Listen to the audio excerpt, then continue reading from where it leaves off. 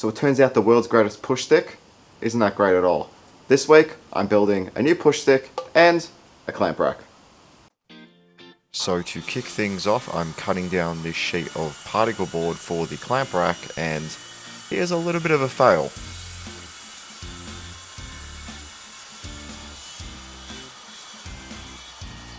Yeah, that really hurt. I have a power tool on, I crushed my finger, and I'm filming.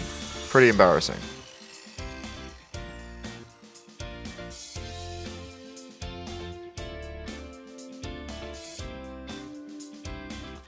Using my air compressor as a counterweight is probably a good idea, and I managed to grab this particle board out of a bin from a construction site.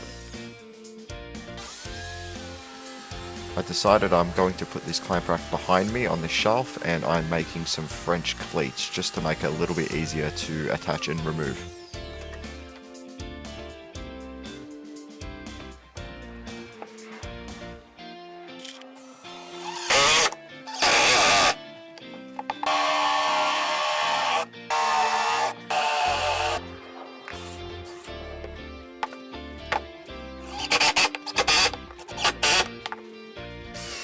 This section of particle board is really the only part that requires a lot of screws and glue because it's going to be supporting the entire weight of my clamps.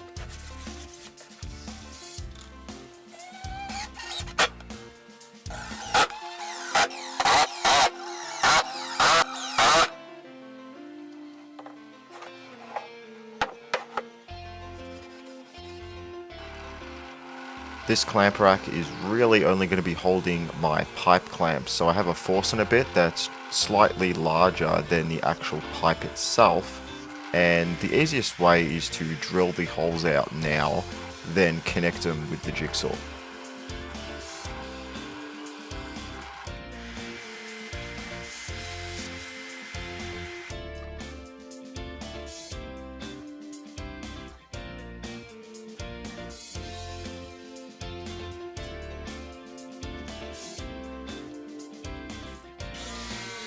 And this really doesn't have to be neat, it's just a clamp rack, it's really straightforward.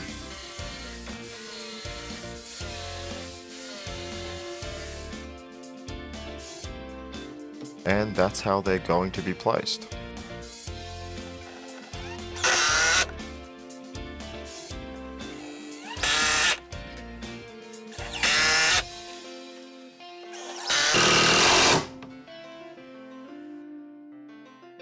Hello.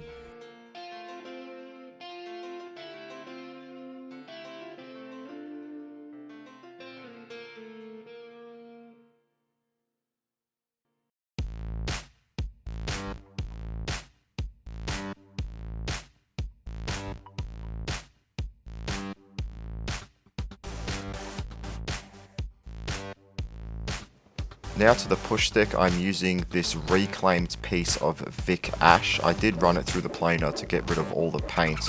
I'm really into using sustainable materials now. I just watched Matthias Wandel's video where he went dumpster diving and grabbed all this really cool timber, so I'm really into doing that now just to give you guys an idea of how cheap you can make shop tools and shop furniture.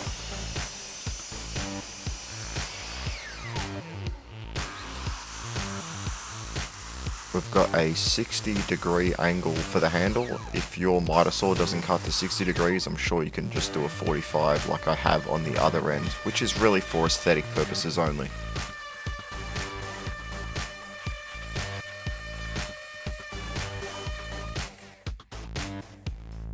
So this is where I went wrong in my other push stick video. I didn't have a removable piece that runs through the table saw, so I've got quite a lot of these strips of box brush, I think it's called. It's really dense wood, so I've made a few of these, and eventually when they do get run through the table saw and they wear out because of the blade, I can just replace them.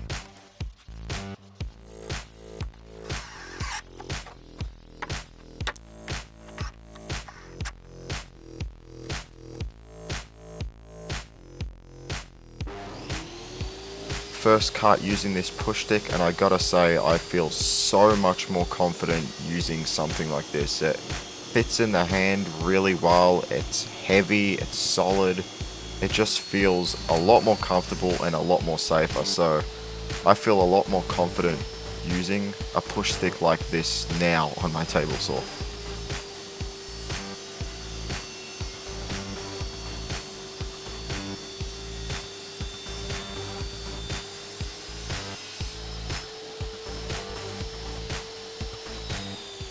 So that's about it for the new push stick and clamp rack. You're probably wondering what's all this wood here for.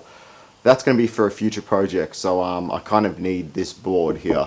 It's really important. So up next we're going to have the 2-bucket Cyclone. If you want to check out my $1.50 Cyclone video, it'll be up here somewhere, but this one's a much bigger Cyclone experiment, and it's also a little bit more costly, so you're not going to be able to do it for a couple of bucks. But that's about it for this week, guys. See you next week. Cheers.